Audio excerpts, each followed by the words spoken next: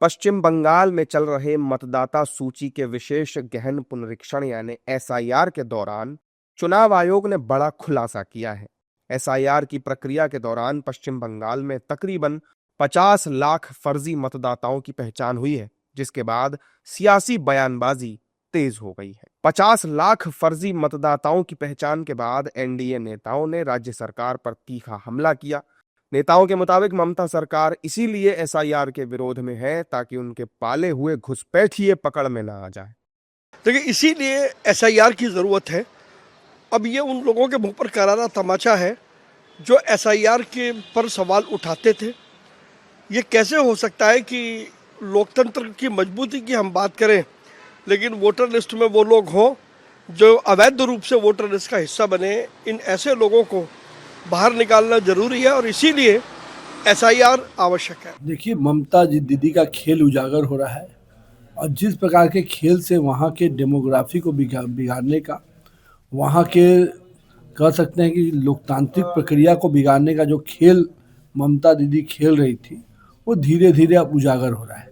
यानी बंगाल की जनता जो नहीं है, उनको भी कैसे वोटर बनाकर किस प्रकार से मैल प्रैक्टिस ऑफ वोटर्स, और जो लोग कहते थे कि वोट की चोरी, ये वोट की डकैती करने वाले लोग वोट की चोरी का आरोप लगाते थे।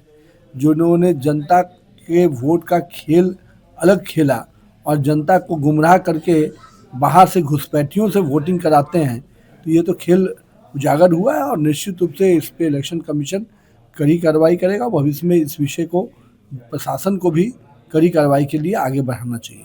पश्चिम बंगाल में एसआईआर की प्रक्रिया चल रही है और जिस तरीके से प्रक्रिया तेज़ी से चल रही है, उतनी ही तेज़ी से पश्चिम बंगाल की जो सत्तारूढ़ दल है तृणमूल कांग्रेस, वो पार्टी, सरकार और उसके तमाम कार्यकर्ता इस पूरी प्रक्रिया का विरोध कर रहे हैं। जब वो विरोध कर रहे हैं तब एसआईआर के दरमियान ये पता चला है कि 50 लाख ऐसे वोटर लिस्ट में रजिस्टर्ड हैं जो पश्चिम बंगाल में रहते ही नहीं।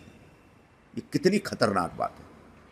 जो वोटर पश्चिम बंगाल में अस्तित्व में नहीं है, उन वोटरों के नाम हैं और तृणमूल कांग्रेस उन वोटरों जो इनविजिबल वोटर है, जिनके माध्यम से वो बड़े पैमाने पर बोगस वोटिंग करवाया करते थे, उन वोटरों को बचाने के लिए सरकार वहां की लड़ रही है।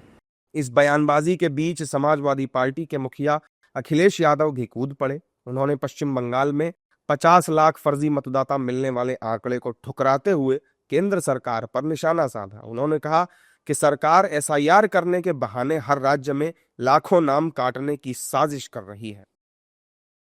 मैं आपसे बोल रहा हूं और सुनिए, एसआईआर भी एनसीआर का शॉर्टर फॉर्म है, याद रखना।